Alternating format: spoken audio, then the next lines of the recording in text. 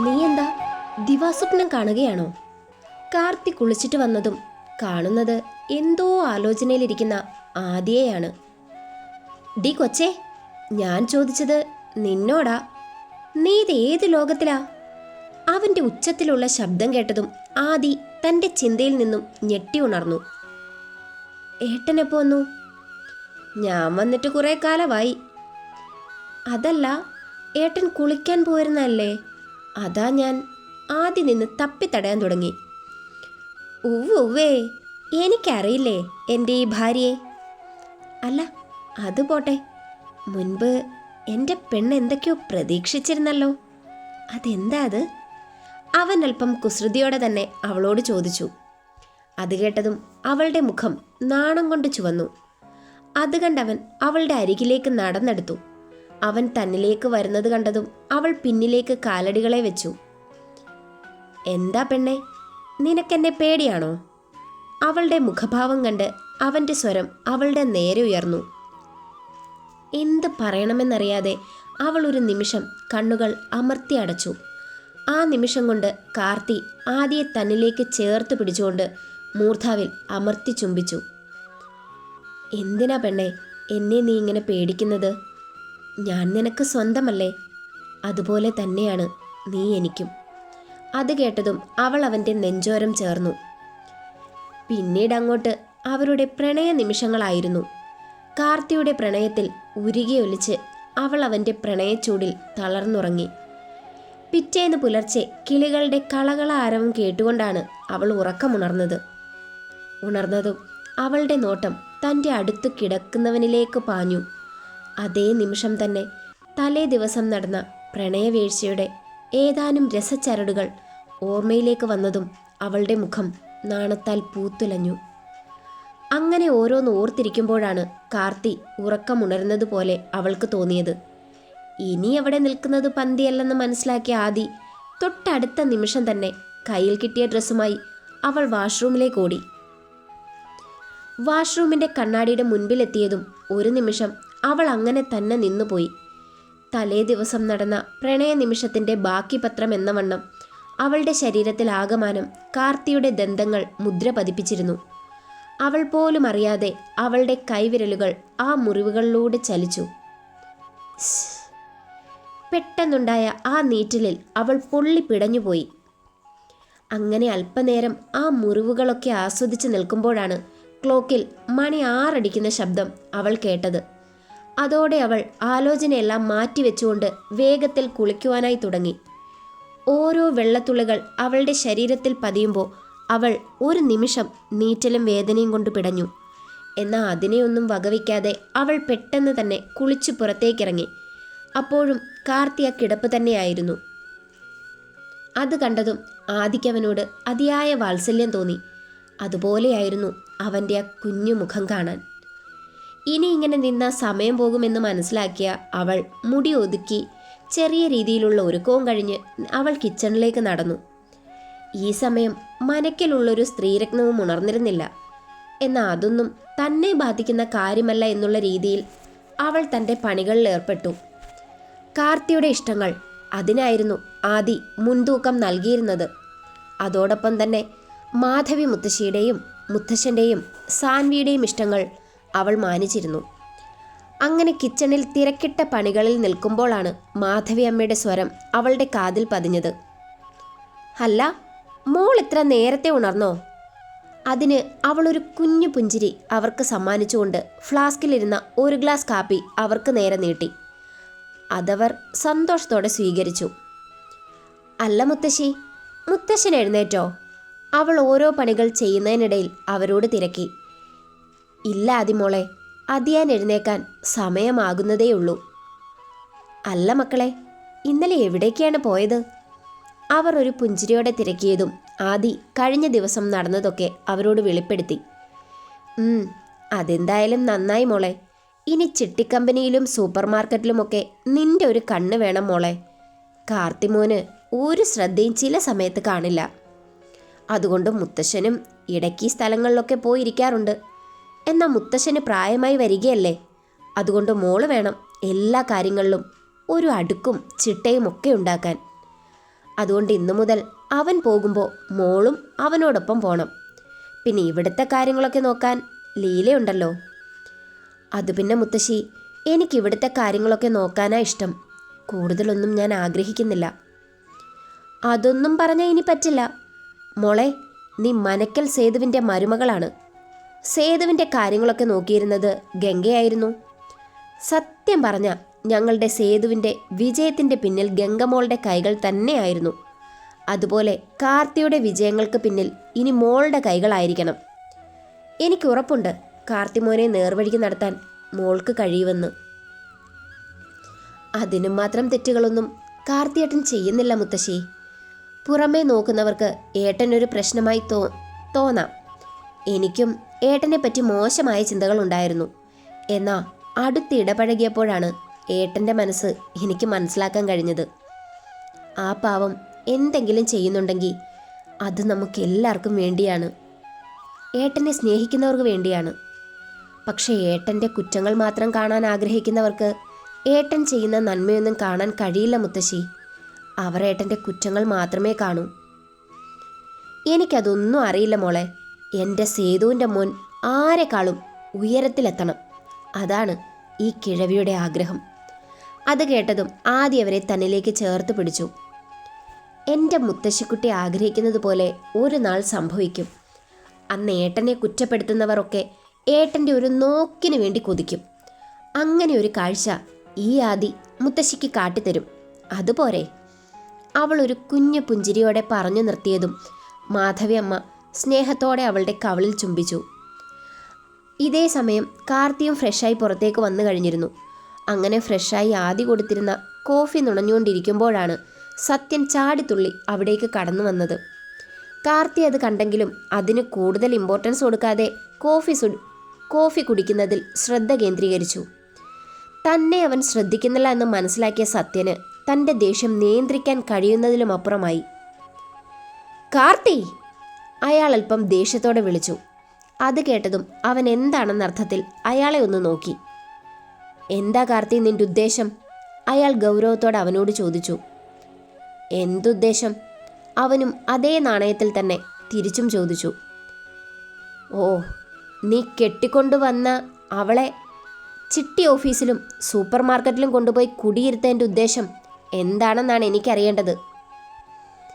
അപ്പം അതാണ് കാര്യമല്ലേ? അത് തന്നെ കാര്യം. അവളെ അവിടെ കൊണ്ടുപോകേണ്ട കാര്യം നിനക്കെന്തായിരുന്നു? കാർത്തി അവന് നേരെ ആക്രോശിച്ചു. കാർത്തിയുടെ നേരെ അയാൾ ആക്രോശിച്ചു. അവൾ എൻ്റെ ഭാര്യയാണ്. അത് തന്നെ കാര്യം. നിന്റെ ഭാര്യയൊക്കെ തന്നെയാ, സമ്മതിച്ചു. പക്ഷേ അത് ഈ വീട്ടിൽ മതി, പുറത്തോട്ട് വേണ്ട. അയാളുടെ ശബ്ദമുയർന്നു. അത് വല്യച്ഛനല്ല തീരുമാനിക്കുന്നത്. എൻ്റെ ഭാര്യയെ എവിടെ കൊണ്ടുപോകണം, എങ്ങനെ കൊണ്ടുപോകണം എന്നൊക്കെ തീരുമാനിക്കുന്നത് ഞാനാ.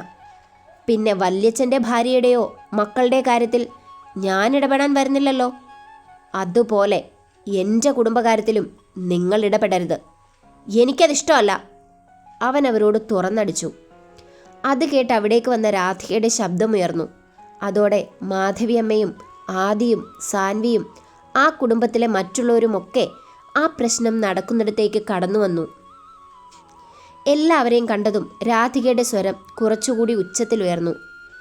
കണ്ടില്ലേ മാധവിയമ്മേ, നിങ്ങളുടെ പ്രിയപുത്രൻ്റെ അഹമ്മദി? സത്യേട്ടൻ്റെ നേരെയാണ് അവൻ്റെ ശബ്ദം പൊങ്ങിയത്. അദ്ദേഹത്തിൻ്റെ പ്രായമോ സ്ഥാനമോ അങ്ങനെ എന്തെങ്കിലും ഇവൻ ചിന്തിച്ചിരുന്നോ? രാധിക കിട്ടിയ അവസരത്തിൽ ആളാകാൻ ഒരു ശ്രമം നടത്തി. അത് കേട്ടതും കാർത്തിയുടെ മുഖം ദേഷ്യം കൊണ്ട് ചുവന്നു. ദേ വല്യമ്മേ, ഞാനിവിടെ മിണ്ടാതിരിക്കുകയാണു. അവിടാണ് വന്ന് ചൊറിഞ്ഞത് നിങ്ങളുടെ ഭർത്താവ്. ദേ വല്യമ്മേ, ഞാനിവിടെ മിണ്ടാതിരിക്കുകയായിരുന്നു. അവിടേക്ക് വന്ന് ചൊറിഞ്ഞത് നിങ്ങളുടെ ഭർത്താവാണ്. വെറുതെ എൻ്റെ മെക്കോട്ട് കയറാൻ നിൽക്കണ്ട. എനിക്കെല്ലാവരും ഒരുപോലെയാണ്. ഓഹോ, എൻ്റെ ഏട്ടൻ നിന്നോട് എന്ത് അപരാധമാണ് ചെയ്തത്? അവർ ആ കേസ് വിടാൻ ഭാവമില്ലാതെ കാർത്തിയോട് തട്ടിക്കേറി. അതെന്താണെന്ന് ഏതാണെന്ന് വല്യമ്മയുടെ ഭർത്താവിനറിയാം. ഇനി നിങ്ങൾക്കെന്തേലും പറയണമെങ്കിൽ അവരോട് നേരിട്ട് പോയി ചോദിക്ക്. കാർത്തി തൻ്റെ ദേഷ്യം നിയന്ത്രിക്കാൻ കഴിയാതെ അവരുടെ നേരെ തട്ടിക്കയറി. അത് കേട്ടതും സാവിത്രിയും അതിൻ്റെ ഇടയിലേക്ക് കയറി. അങ്ങനെ ഒന്നും രണ്ടും പറഞ്ഞ് അവർ ഇരുവരും അടിയായി. ഇതൊക്കെ കേട്ട് അവിടേക്ക് കടന്നു വന്ന ദേവചന്ദ്രൻ്റെ സ്വരം മനക്കൽ തറവാട്ടിൽ ഉയർന്നു. എന്താ ഇവിടെ? നേരം വെളുത്തില്ല, അപ്പം തന്നെ തുടങ്ങി എല്ലാം കൂടെ. അയ്യോ, ഞങ്ങളൊന്നും ചെയ്തില്ലച്ചാ, എല്ലാം ഇവൻ കാരണമാ. രാധിക പ്രശ്നം മുഴുവൻ കാർത്തിയുടെ തലയിലേക്ക് ഇട്ടുകൊണ്ട് അവർ നല്ല പിള്ള ചമഞ്ഞു. അത് കേട്ടതും അയാളുടെ നോട്ടം കാർത്തിയിലേക്കായി. എൻ്റെ മുത്തശ്ശ, ഞാനിവിടെ മര്യാദയ്ക്കിരുന്ന് കാപ്പി കുടിക്കുമായിരുന്നു. അവിടേക്ക് വല്യച്ഛൻ കടന്നു വന്ന് മനഃപൂർവ്വം പ്രശ്നമുണ്ടാക്കുകയായിരുന്നു. അത് കേട്ടതും അയാളുടെ നോട്ടം സത്യൻ്റെ നേർക്കായി. അത് പിന്നെ അച്ഛാ, ഇവിടെ ഞാനും കരുണനുമില്ലേ? പിന്നെ ഇവനെന്തിനാ ആതിരയെ ചിട്ടി ഓഫീസിലും സൂപ്പർ മാർക്കറ്റിലും ഇരുത്തുന്നത്? അത് നോക്കി നടത്താൻ ഇവിടെ ഞങ്ങളൊക്കെ ഇല്ലേ? അല്ലെങ്കിൽ തന്നെ ഒന്നുമില്ലാതെ കയറി വന്ന് ഇവൾക്ക് ഇതൊക്കെ നോക്കി നടത്താൻ എന്തവകാശമുള്ളത്? സത്യൻ ആതിരയോടുള്ള ദേഷ്യം ദേവചന്ദ്രൻ്റെ മുൻപാകെ വ്യക്തമാക്കി. അപ്പോൾ ആദിമോൾക്കുള്ള അവകാശം അതാണ് നിങ്ങൾക്കറിയേണ്ടത് അല്ലേ? അയാൾ അവരോട് പുച്ഛത്തോടെ ചോദിച്ചു. അച്ഛാ, ഞങ്ങൾ നിങ്ങളെ ഞങ്ങളുടെ സ്വന്തം അച്ഛൻ്റെ സ്ഥാനത്താണ് കാണുന്നത്, അല്ലാതെ അച്ഛൻ്റെ സഹോദരനായിട്ടല്ല. അതുകൊണ്ട് പറയുക, ഈ പ്രശ്നങ്ങൾക്കൊക്കെ ഒരു ശാശ്വത പരിഹാരം വേണം. സത്യൻ തൻ്റെ ആവശ്യം അറിയിച്ചു. അല്ല, നിങ്ങൾക്ക് എന്ത് കാര്യമാണ് അറിയേണ്ടത്? അച്ഛാ, സിദ്ധാർത്ഥിന് കിട്ടുന്ന ശമ്പളത്തിലാണ് ഞാനും ഭാര്യയും സാൻവിയും ജീവിക്കുന്നത്. അയാൾ എന്തോ പറയാനായി വന്നതും സാൻവി അതിനിടയ്ക്ക് കയറി. നിങ്ങൾ നിങ്ങളുടെ കാര്യം മാത്രം പറഞ്ഞാൽ മതി. എൻ്റെ കാര്യങ്ങളൊക്കെ ഇത്ര ഭംഗിയായി നോക്കി നടത്തുന്നത് എൻ്റെ കാർത്തിയേട്ടൻ തന്നെയാണ്. സാൻവി സത്യൻ പറഞ്ഞതിൽ തെറ്റ് തിരുത്തി കൊടുത്തുകൊണ്ട്. അത് കേട്ട് രാധിക അവളെ അല്പം ദേഷ്യത്തോടെ നോക്കി. അമ്മ ഇങ്ങനെ നോക്കുകയൊന്നും വേണ്ട, ഞാൻ ഇല്ലാത്തതൊന്നും അല്ലല്ലോ പറഞ്ഞത്. അതിന് എന്തെങ്കിലും ആയിക്കോട്ടെ, തൽക്കാലം നീ പറയാൻ വന്ന കാര്യം അതെന്താണെന്ന് വെച്ചാൽ തുറന്നു പറയേ. ഇവരുടെ വഴക്ക് കണ്ടതും മാധവി അഭിപ്രായപ്പെട്ടു. പ്രത്യേകിച്ചൊന്നുമില്ലമ്മേ, ഞങ്ങൾക്കും സ്വന്തമായി ഒരു വരുമാനം വേണം. എല്ലാം കാർത്തിയുടെ പേരിലായാൽ ഞങ്ങളെങ്ങനെ ജീവിക്കും? അതുകൊണ്ട് ഞങ്ങൾക്കൊരു ഓഹരി ദേവച്ചൻ കാർത്തിയുടെ കയ്യിൽ നിന്നും വാങ്ങിത്തരണം. എനിക്ക് മാത്രമല്ല, സാവിത്രിക്കും. സത്യൻ തൻ്റെ ആവശ്യം പറഞ്ഞതും സാവിത്രിയും അതിനിടയിലേക്ക് കയറി. കഴിഞ്ഞതൊക്കെ കഴിഞ്ഞു. ഈ സ്വത്തുക്കളിൽ ഞങ്ങൾക്ക് അവകാശമില്ലായിരിക്കാം, എന്നാൽ ചിട്ടി കമ്പനിയും സൂപ്പർ മാർക്കറ്റും പൊതു സ്വത്താണ്. അതിലെല്ലാവർക്കും ഒരുപോലെ അവകാശമുണ്ട്. അത് കാർത്തി സ്വന്തമായി കൊണ്ട് നടക്കുന്നതിൽ ഞങ്ങൾക്കൊരു യോജിപ്പുമില്ല. സാവിത്രി കിട്ടിയ അവസരം പ്രയോജനപ്പെടുത്തി. ഇതേപ്പറ്റി നിനക്കെന്താ കാർത്തി പറയാനുള്ളത്? സത്യനും സാവിത്രിയും അവർക്കുള്ള വിഹിതം കൊടുക്കണോ? നിന്റെയും മാധവിയുടെയും അഭിപ്രായം കൂടി കേട്ടിട്ട് ബാക്കി നോക്കാം. ദേവചന്ദ്രൻ അവരെ ഇരുവരെയും നോക്കി ചോദിച്ചു. ദേവേട്ടനെന്തു ഭ്രാന്തായി പറയുന്നേ? ഇവർക്ക് കൊടുക്കാനുള്ളതൊക്കെ നേരത്തെ തന്നെ കൊടുത്തതല്ലേ? അത് വിറ്റ് നശിപ്പിച്ചതും ഇവർ തന്നെയല്ലേ? അന്ന് കുടുംബസ്വത്ത് മറ്റുള്ളവരുടെ കയ്യിൽ അകപ്പെടാതിരിക്കാൻ വേണ്ടി എനിക്ക് എൻ്റെ തറവാട്ടിൽ നിന്ന് കിട്ടിയ സ്വർണവും അതുപോലെ ഗംഗമോളുടെ സ്വർണവും അതുപോലെ ചില വസ്തുവകകളും വിറ്റിട്ടാണ് ഇന്ന് കാണുന്നതൊക്കെ ഞങ്ങൾ തിരിച്ചെടുത്തത്. എന്തിന്? കാർത്തിമോൻ ഇപ്പോൾ നടത്തുന്ന ചിട്ടിക്കമ്പനി പോലും ആദ്യം നോക്കിയത് ഈ നിൽക്കുന്ന സത്യൻ തന്നെ ആയിരുന്നില്ലേ? അത് കടക്കണിയിൽപ്പെടുത്തി ഇവന് ഇവിടെ നിന്ന് മാറി നിന്നപ്പോൾ ഈ നാട്ടുകാരുടെ മുമ്പിൽ നമ്മൾ എത്രമാത്രം അനുഭവിച്ചു. അന്ന് നമ്മൾ അതിൽ നിന്നൊക്കെ കരകയറി ഇവിടം വരെ എത്തിയത് കാർത്തിമോൻ്റെ മിടുക്ക് കൊണ്ട് മാത്രമാണ്. അതുപോലെ തെങ്ങിൻ തോപ്പ്, 1.5 ഏക്കർ റബ്ബറിൻ തോട്ടം, ഇതൊക്കെ ഇന്ന് എവിടെ സത്യ? ഇന്ന് അതൊക്കെ ഉണ്ടായിരുന്നെങ്കിൽ എത്ര കോടിയുടെ മുതലുണ്ടാകുമായിരുന്നു. മാധവി സത്യന് നേരെ ചോദ്യങ്ങൾ ഉയർത്തി. അതോടെ സത്യൻ്റെ വായ അടഞ്ഞു.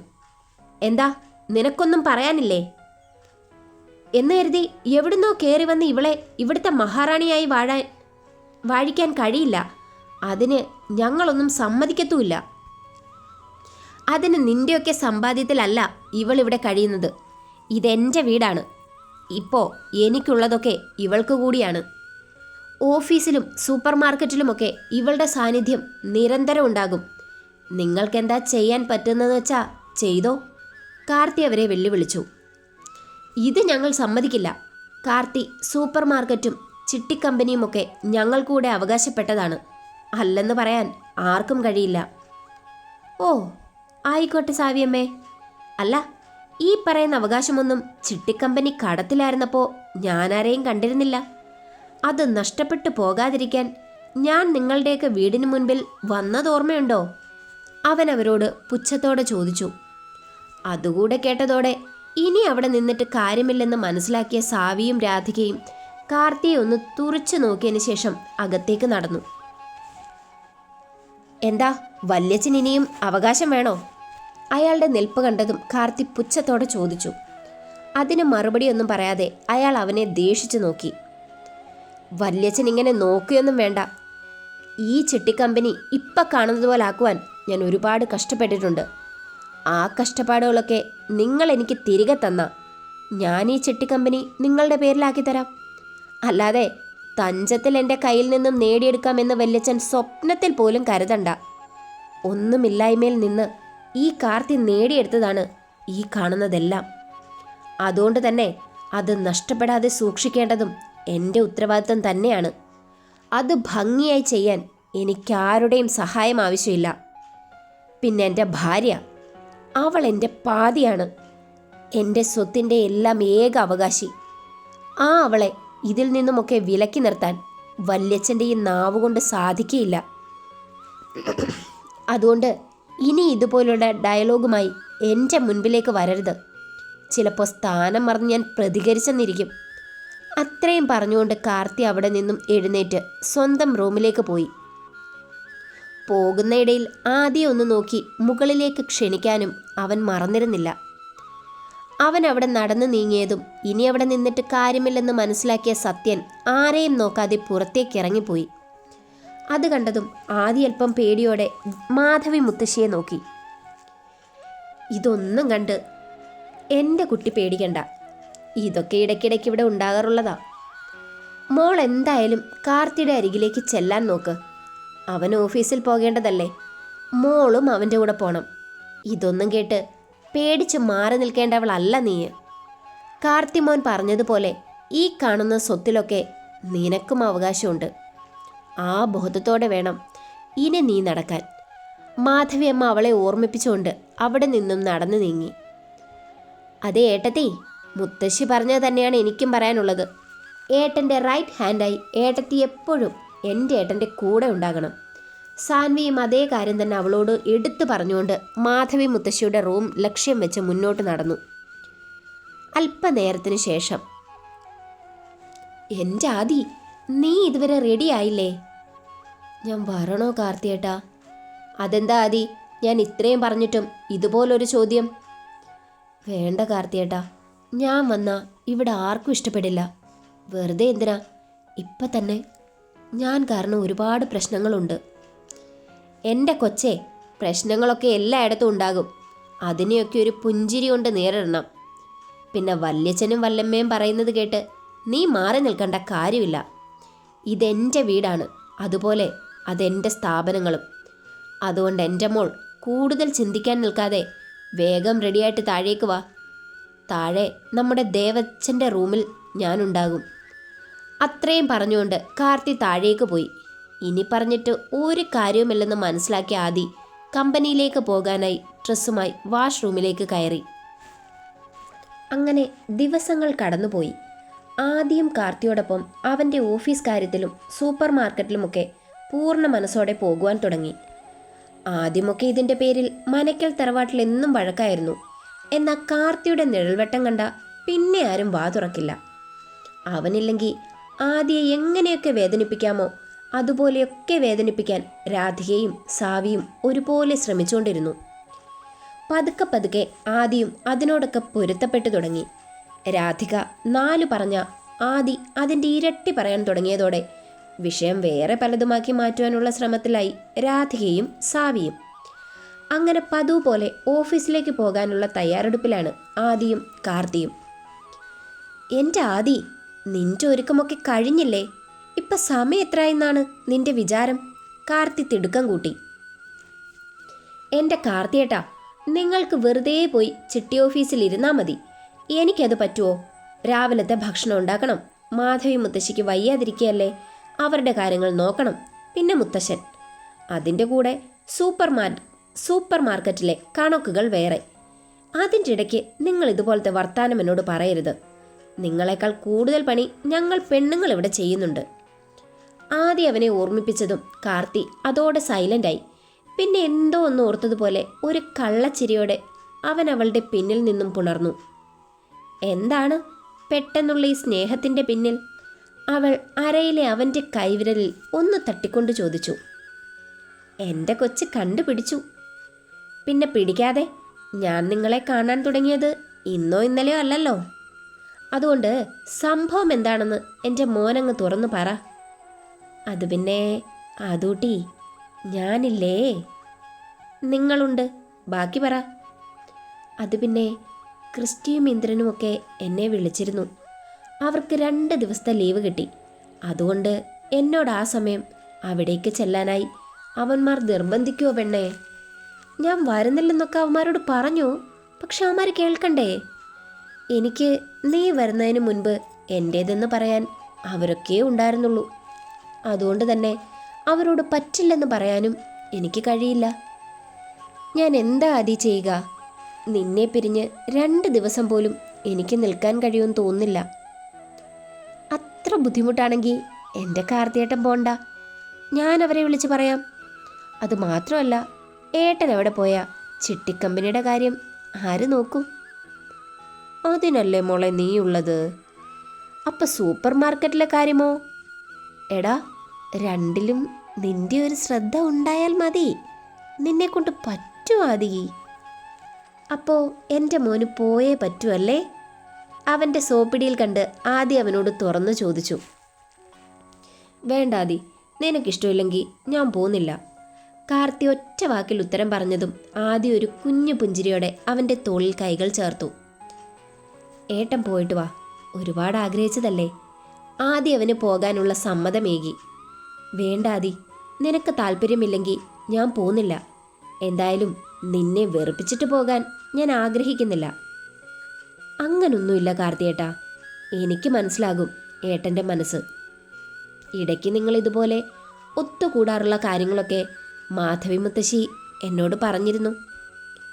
അതുകൊണ്ട് ഞാൻ വന്നെന്ന് കരുതി ഏട്ടൻ്റെ ഒരു സന്തോഷവും ഇല്ലാതാക്കണ്ട.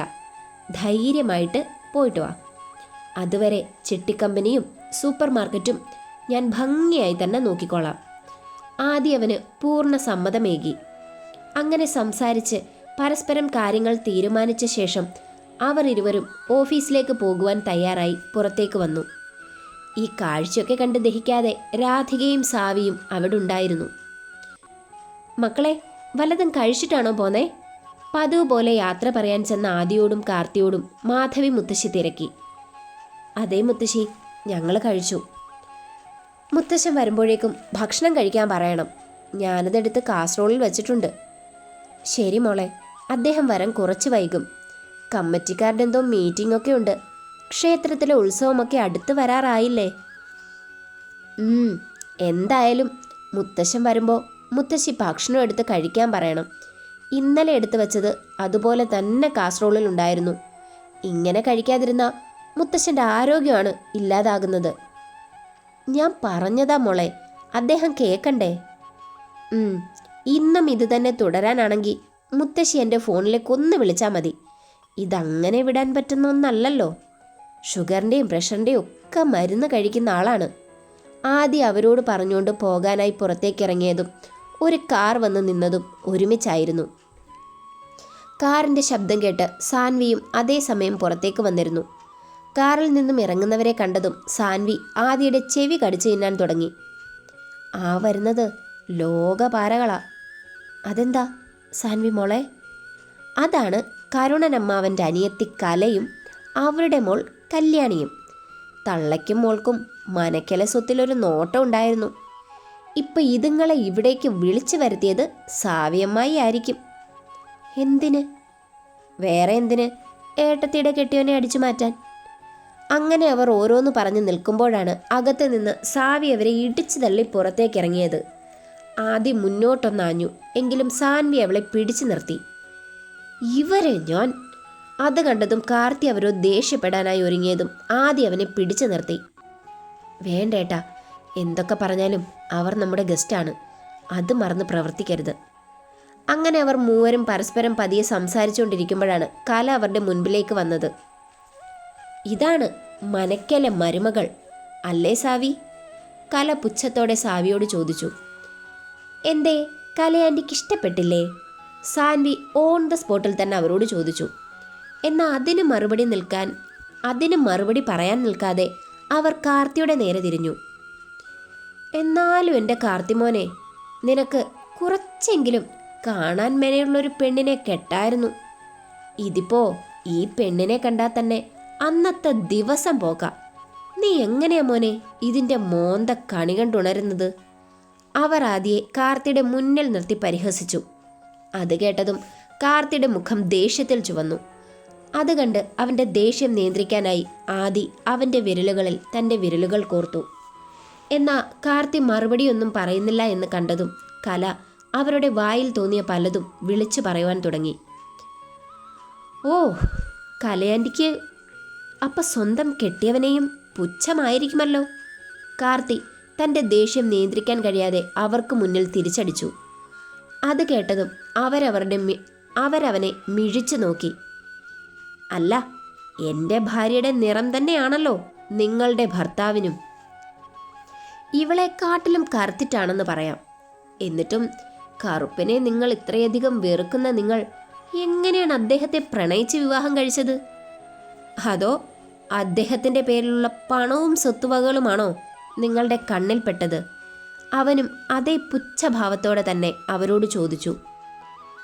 ഡാ, കൂടുതൽ വിളച്ചിലെടുക്കരുത്. കല എൻ്റെ ഭർത്താവിൻ്റെ സഹോദരിയാണ്. സാവി കാർത്തിയുടെ മുൻപിൽ ഉറഞ്ഞു തുള്ളി. അയ്യോ, ഞാൻ നിങ്ങളുടെ ഭർത്താവിൻ്റെ സഹോദരിയെ ഒന്നും പറയാനായി വന്നതല്ല. എനിക്ക് നിന്ന് ചൊറിയേണ്ട ഒരു ആവശ്യവുമില്ല താനും. എൻ്റെ പാവം ഭാര്യയെ പരിഹസിച്ചപ്പോൾ ഞാനതിന് മറുപടി കൊടുത്തു. എന്നെ വിശ്വസിച്ച് എൻ്റെ കൂടെ ഇറങ്ങി വന്നവൾക്ക് എന്നെക്കൊണ്ട് കഴിയുന്ന രീതിയിൽ സംരക്ഷണം കൊടുക്കാൻ എനിക്ക് പറ്റിയില്ലെങ്കിൽ ഞാൻ അവളുടെ ഭർത്താവാണെന്ന് പറഞ്ഞു നടക്കുന്നതിൽ എന്തർത്ഥമാണുള്ളത്? അല്ലെങ്കിൽ തന്നെ എൻ്റെ ഭാര്യയുടെ നിറത്തെക്കുറിച്ച് അടച്ചാക്ഷേപിക്കാൻ നിങ്ങൾക്കാരാ കലയാൻറ്റി റൈറ്റ്സ് എന്നത്? എൻ്റെ ഭാര്യ കറുത്തതാണെങ്കിലും വെളുത്തതാണെങ്കിലും ഞാൻ സഹിച്ചാൽ പോരെ? പിന്നെ ഈ കറുപ്പിന് 7 അഴകാണ്. ഇവളുടെ ഈ നിറം തന്നെയാണ് എന്നെ ആകർഷിച്ചതും. അല്ലാതെ നിങ്ങളെപ്പോലെ കുറെ വെളുത്ത നിറമുണ്ടായിട്ട് മനസ്സിൽ കറുപ്പുമായി നടക്കുന്ന നിങ്ങളെപ്പോലെ അല്ല കലയാൻറ്റി ഇവൾ. പിന്നെ എൻ്റെ പെണ്ണിൻ്റെ പുറമേയുള്ള ഈ കറുപ്പ് അവളുടെ ഉള്ളിലില്ല. എല്ലാവരെയും സ്നേഹിക്കുകയും മനസ്സിലാക്കുകയും ചെയ്യുന്നൊരു നല്ല മനസ്സ് ഇവൾക്കുണ്ട്. അതാണ് ഞാൻ എൻ്റെ പെണ്ണിൽ കാണുന്ന ക്വാളിറ്റി. കാർത്തി നുരഞ്ഞു പൊന്തിയ ദേഷ്യം വാക്കുകളിൽ കൂടെ അവർക്ക് മുൻപിൽ കുടഞ്ഞിടുകയും അത് കേട്ട് സാൻവി ഉച്ചത്തിൽ കൈയടിക്കുകയും ചെയ്തു. സാൻവിയുടെ കയ്യടിയും കൂടി ആയതോടെ കലയ്ക്കും സാവിക്കും ഒന്നും തൻ്റെ ദേഷ്യം നിയന്ത്രിക്കാൻ കഴിയാത്ത സാഹചര്യത്തിലായി. ഇതേ സമയം അവരോടൊപ്പം വന്ന കല്യാണി കാർത്തിയുടെ പുതിയ ഭാവം നോക്കിക്കാണുകയായിരുന്നു. ആദിയെ ചേർത്ത് പിടിച്ച കാർത്തിയുടെ കൈകൾ കണ്ടതും ആദിയെ കൊല്ലാനുള്ള ദേഷ്യം കല്യാണിക്കുള്ളിൽ ഉടലെടുത്തു. എന്നാൽ ഇതൊന്നും മൈൻഡ് ചെയ്യാതെ സാൻവിയോട് യാത്ര പറഞ്ഞുകൊണ്ട് കാർത്തിയും ആദിയും ഓഫീസിലേക്ക് പോകാനായി പുറത്തേക്കിറങ്ങി. അവരെ തടഞ്ഞുകൊണ്ട് കലയുടെ സ്വരമുയർന്നു. വീട്ടിൽ വിരുന്നുകാർ വരുമ്പോൾ വീട്ടുകാരികൾ ഇവിടെ നിന്ന് ഇറങ്ങിപ്പോകുന്നത് ശരിയാണോ കാർത്തിമോനെ? അല്ല ഒച്ചേ, നിന്റെ വീട്ടുകാർ ഇതൊന്നും നിന്നെ പഠിപ്പിച്ചിട്ടില്ലേ? അത് കേട്ടതും അവളുടെ സ്വരം കാർത്തിയുടെ നേരെ ഉയർന്നു. ഏട്ടൻ പോയിട്ട് വാ. ഇവരൊക്കെ വന്ന സ്ഥിതിക്ക് ഞാനും കൂടെ നിങ്ങളോടൊപ്പം വന്ന ഇവിടുത്തെ കാര്യം ആരാ നോക്കുന്നേ? അതൊന്നും ഓർത്ത് നീ പേടിക്കണ്ട. ഇവരെ ഇങ്ങോട്ട് ക്ഷണിച്ചവർ തന്നെ ഇവരുടെ കാര്യങ്ങൾ നോക്കിക്കോളും. അല്ലെങ്കിൽ തന്നെ ഞാൻ നിന്നെ വിവാഹം കഴിച്ചുകൊണ്ട് വന്നത് ഇവരുടെ ബന്ധുക്കളുടെയും ഇവരുടെയും കാര്യങ്ങൾ നോക്കാനല്ല ആദി. അതെന്തു വർത്താനോ കൊച്ചനെ? ഞങ്ങളെന്തോ വലിഞ്ഞു കയറി വന്നവരാണോ? നിന്റെ സാവിയമ്മയുടെ ഭർത്താവിൻ്റെ ബന്ധുക്കളല്ലേ? ഒരു കുടുംബമല്ലേ? കല അവനോട് ചോദിച്ചു.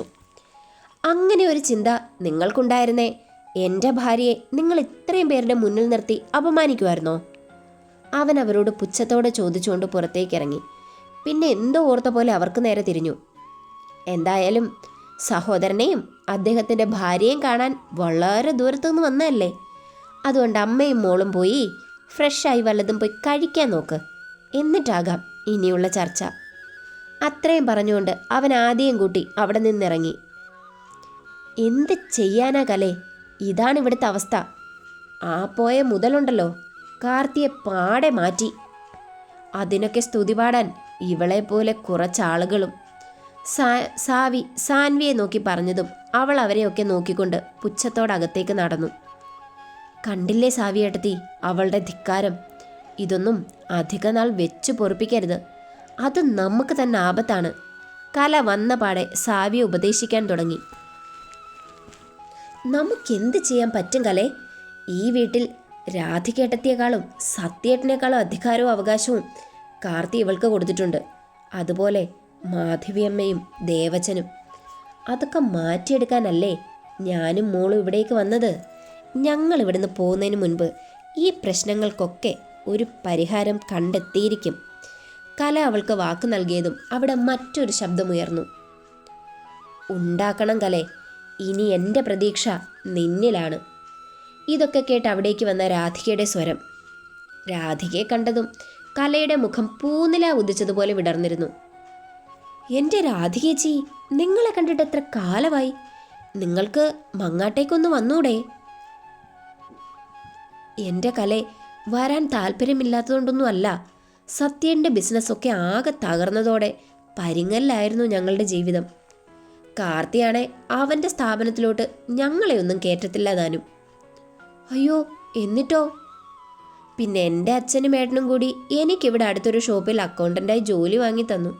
അങ്ങനൊക്കെയാ ഞങ്ങളുടെ കാര്യങ്ങളൊക്കെ പോകുന്നത്. ഇതൊന്നും ഞാൻ അറിഞ്ഞിരുന്നില്ല രാധികേട്ടത്തി. ഇതുപോലെ ഒരുപാട് കാര്യങ്ങൾ ഇവിടെ നടന്നിട്ടുണ്ട് കലേ. നീ എന്തായാലും വന്ന കാലിൽ നിൽക്കാതെ അകത്തേക്ക് കയറി വാ. രാധിക അവരെ അകത്തേക്ക് ക്ഷണിച്ചു. നിങ്ങൾ സംസാരിച്ചിരിക്കെ, ഞാനൊന്ന് ഫ്രഷായിട്ട് വരാം. കല്യാണി അകത്തേക്ക് കയറിയതും കലയോടും മറ്റും പറഞ്ഞുകൊണ്ട് പതിവ് പോലെ സാൻവിയുടെ മുറി ലക്ഷ്യമാക്കി നടന്നു. ഇതേ സമയം സാൻവിയും കല്യാണിയെ പ്രാഗിക്കൊണ്ട് അവളുടെ മുറിയിലിരിക്കുകയാണ്. ഓ, കൊച്ചമ്മ ഇപ്പോൾ കെട്ടിയെടുക്കും. ഇനി എത്ര ദിവസം ഈ മാരണത്തെ സഹിക്കേണ്ടി വരുമോ എന്തോ. അവൾ തന്നോട് തന്നെ പിറുപിറുത്തുകൊണ്ടിരുന്നു. അങ്ങനെ ഓരോന്ന് മനസ്സിൽ കണക്കുകൂട്ടിയിരിക്കുമ്പോഴാണ് കല്യാണി അവിടേക്ക് കടന്നു വരുന്നത്. വന്ന പാടെ കൊണ്ടുവന്ന ബാഗ് മേശയിലേക്ക് വെച്ചതിന് ശേഷം ബാഗിൽ നിന്നും ഒരു തുണിയും എടുത്ത് ഫ്രഷ് ആകാനായി വാഷ്റൂമിലേക്ക് കയറി. അവിടെ സാൻവി എന്നൊരു വ്യക്തി അവിടെ ഇല്ലാത്തതുപോലെയായിരുന്നു അവളുടെ പ്രകടനം. അതുകൂടി കണ്ടതോടെ സാൻവിക്ക് തൻ്റെ ദേഷ്യം നിയന്ത്രിക്കാൻ കഴിയുന്നതിലും അപ്പുറമായി. അവൾ തൻ്റെ ദേഷ്യം മുൻപിലുള്ള തലവണകളിൽ അടിച്ചു തീർത്തു. പിന്നീടെന്തോ ഓർത്ത പോലെ സാൻവി ചേർന്നിരുന്ന തൻ്റെ ബെഡ് രണ്ടാക്കി രണ്ട് മൂലയിലേക്ക് ചേർത്തതിന് ശേഷം അവിടെ നിന്നും ചാടിത്തുള്ളി മാധവിയമ്മയുടെ റൂം ലക്ഷ്യമാക്കി മുന്നോട്ട് കുതിച്ചു. ഇതേ സമയം കാറിൽ, എൻ്റെ കാർത്തിയേട്ടാ, നിങ്ങൾ എന്തിനാ അവരോട് അങ്ങനെയൊക്കെ പെരുമാറിയത്? ഒന്നും അല്ലേലും അവരൊക്കെ നിങ്ങളുടെ ബന്ധുക്കളല്ലേ? ആ ചിന്തയൊക്കെ അവർക്കും വേണ്ടേ പെണ്ണേ? അവർക്കൊക്കെ എന്നും അവരുടെ കാര്യങ്ങൾ മാത്രമാണ്. പിന്നെ നമുക്കെന്താ അതുപോലെ പറ്റാത്തത്? പിന്നെ അവരുടെ ഈ വരവ് നീ വിചാരിക്കുന്ന പോലെ നല്ലതിനൊന്നും ആവില്ല പെണ്ണേ. അതുകൊണ്ട് എൻ്റെ കൊച്ച് കുറച്ചൊരു സ്ട്രോങ് ആകണം. അതെന്താ, ഞാൻ സ്ട്രോങ് അല്ലേ കാർത്തിയേട്ടാ? അങ്ങനെയല്ല പെണ്ണേ, ആ കല്യാണി നീ വിചാരിക്കുന്നത് പോലെ ഒരാളല്ല. അവളെപ്പോലൊരു വിഷത്തെ ഞാൻ കണ്ടിട്ടില്ല. സാൻവിക്ക് പോലും അവളുടെ രീതികൾ ഇഷ്ടമല്ല. അവളത് പലപ്പോഴായി എന്നോട് തുറന്നു പറഞ്ഞിട്ടുണ്ട്. ആ സാവിയമ്മായിയോട് ചേർന്ന് ആ കലയെന്ന് പറഞ്ഞവരും അവരുടെ മോളും കൂടി എന്തൊക്കെയോ കാണിച്ചു കൂട്ടുമെന്ന് നമുക്ക് പ്രെഡിക്റ്റ് ചെയ്യാൻ പോലും കഴിയില്ല. അതൊന്നും ഓർത്ത് കാർത്തിയേട്ടൻ ടെൻഷൻ അടിക്കണ്ട. അതൊക്കെ ഞാൻ നോക്കിക്കോളാം.